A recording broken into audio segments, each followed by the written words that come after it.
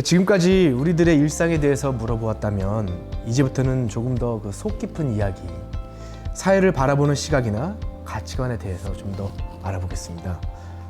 한번 마음을 열고 한번 봐주셨으면 좋겠어요. 자, 보시죠.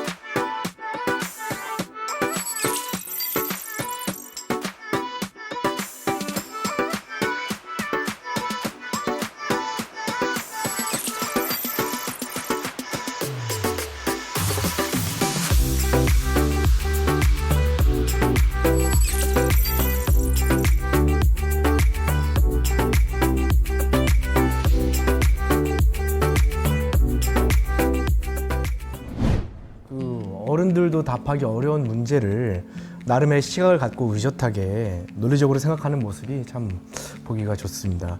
이런 생각을 하고 있다는 것을 알고 계셨습니까? 이 청소년 우리 1.5세 2세들이 어때요?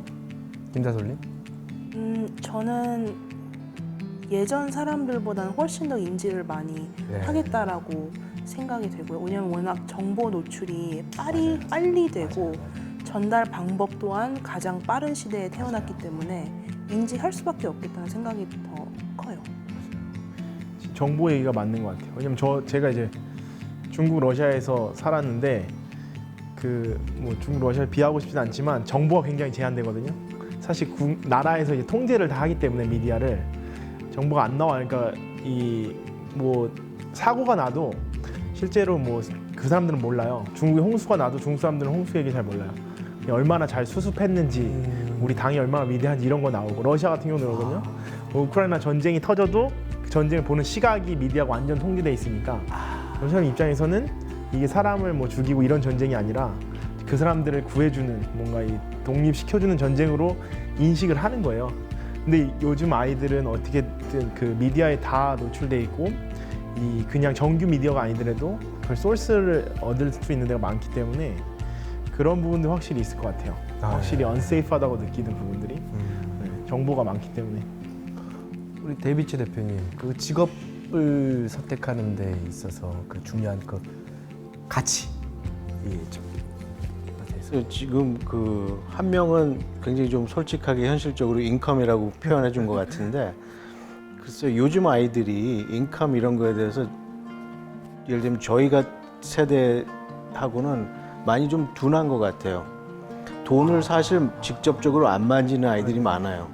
아마존이나 뭐 이런 걸로 다 온라인으로 구매를 하다 보니까 이 돈의 가치나 돈을, 그리고 지금 학생들 스케줄 보면요, 어디 가서 알바하고 이런 시간이 없어요. 학교 끝나자마자 뭐하고 잠을 진짜 5시간 이하로 자는 아이들이 많더라고요. 그렇기 때문에 그 인컴에 대한 그게 저는 조금 그 의문이 가요. 어떻게 인컴을 생각을 하는 그것까지 갔을까? 왜냐면 저희 세대는 학교 끝나고 어디 가서 무슨, 저 같은 경우는 바스킨 라빈스 가서 아이스크림 푸고 뭐 카르워시에서 가스 펌프하고 이런 거 하는 친구들이 많았어요. 그리고 뭔가 안 하면은 좀 이상했어요. 얘는 뭐 애프터 스쿨 뭐 안 하네. 그 정도였었는데 요즘은 그런 걸 안 하다 보니까 엄마 아빠가 항상 모든 거 다 계산을 해주잖아요. 그러니까 뭐 필요한 거 다 해주고, 애마존에다 장바구니에 넣어놓으면 엄마 아빠가 결제해주고, 그리고 저희 딸만 해도 뭐 돈 없어 그러면 카드 있잖아 이렇게 하니까 그런 거를 봤을 때 왜 인컴에 대한 그게 센시티브한지, 요즘 아이들은 굉장히 나 위주, 그냥 내가 하고 싶으면 하는 건데, 그러니까 조금 저는 그게 어떻게 그 인컴에까지 얘기가 나왔는지가 굉장히 궁금해요. 왜냐면 제가 요즘에 접하는 젊은 층들, 아이들이 아닌 젊은 그 사원들만 봐도 그 뭐 YOLO 있잖아요. You only live once. 그러니까 뭐 1년 열심히 해서 자기는 6 months off 하고 싶대요. 그래서 어디 가서 뭐 트래블링 하고, 그 다음에 돈 필요하면 또 와서 일해가지고 모여서 가고, 그리고 룸메이트 같은 뭐 4명이 투베드룸 어파트먼트 살면서 그냥 그때그때 이렇게 하는, 좀 그 차원이 다른데 젊은 아직 고등학생이 인컴을 찍었다는 게 좀 솔직히 전 놀랐어요. 그래요. 또 다른 의견 있으신가요? 현실적인 아이일 수도 있고요. 아니면 좀 1.5세라서 지금 한국에서 온 한국이 좀 그런 게 더 있는 것 같아요. 제가 볼 때 미국보다 확실히 그 인컴에 대한 좀 그리고 이제 그 부에 대한 욕구 이런 것들이 한국 사회에 더 있는 거를 좀 더 늦게 온 학생이라서 반영됐을 수도 있지 않을까 그렇게 생각하고요. 하신 대로 2세에서는 2세와 1.5세는 굉장히 많이 구분이 돼요. 저는 제가 접한 학생들에서 특히 유학생들 그러니까 늦게 온 학생일수록 인컴에 릴레이트 되는 직장이나 전공을 하려는 학생들이 굉장히 많아요. 근데 이제 2세들은 이제 부모님들이 이미 다 스테이블하게 되어 있고 그러니까 뭐든지 부족한 거 없이 살다 보니까 이런 게 아니라 아까 패션을 얘기하는 거잖아요. 그러니까 1세와 2세와 1.5세는 굉장히 많이 구분이 되는 게 사실이고 네. 그런 현장에서는 충분히 볼 수 있어요. 네. 그 미국 사회에 대한 시각에서는 크진 않지만 1.5세 학생들이 2세 학생들보다는 조금 더 부정적으로 보는 것이 나타났습니다. 어떤 거냐면은 미국의 안정성에 대해서 아무래도 코비드 이후에 그 아시안들 차별에 대한 뉴스 등의 영향을 받지 않았나 싶습니다. 그 인종차별을 비롯한 미국 사회의 안전함, 그런 건강함, 건전함 같은 정도를 어떻게 보시는지 궁금합니다. 김다솔님. 개인적으로는 저는 인종차별을 받아본 경험이 없다고 느껴요. 뭐 상대방이 그랬을지도 모르지만 저는 그렇게 느낀 적이 없어가지고. 본인도 그렇게 한 적 없고요.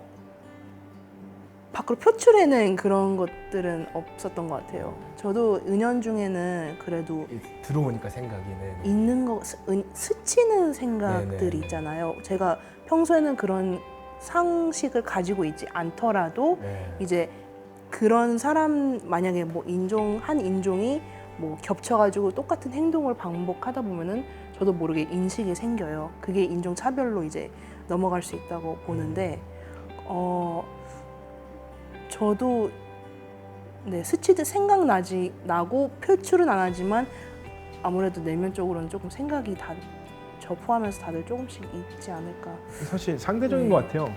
저희 러시아에서 인종차별 엄청 심하거든요. 저도 진짜 길거리에서 그냥 이제 두들겨 맞아서 ER 갈 정도로 그런 적도 있고 실제로 많이 일어나요. 그러니까 한국인이면 한 번 정도는 다 길거리에서 맞아볼 정도로 이렇게 되는데 거기 심지어 저희 총영사님이 맞아갖고 이제 한국으로 송환된 적도 있고 막 이러니까 그러니까 그런 상대적인 건데 여기는 제가 볼 때는 그 정도로 이제 unsafe하진 않은데 이제 한국 아이들 입장에서는 한국에서 왔는데 여기는 총이 있잖아요. 그러니까 한국은 총이 없다가 총이 있으니까 아까도 얘기했지만 그런 것들이 좀 더 이렇게 세게 느껴질 수는 있는 것 같아요.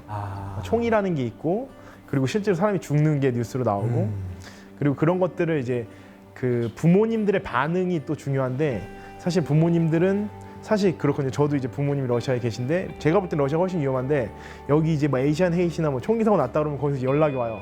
괜찮냐고.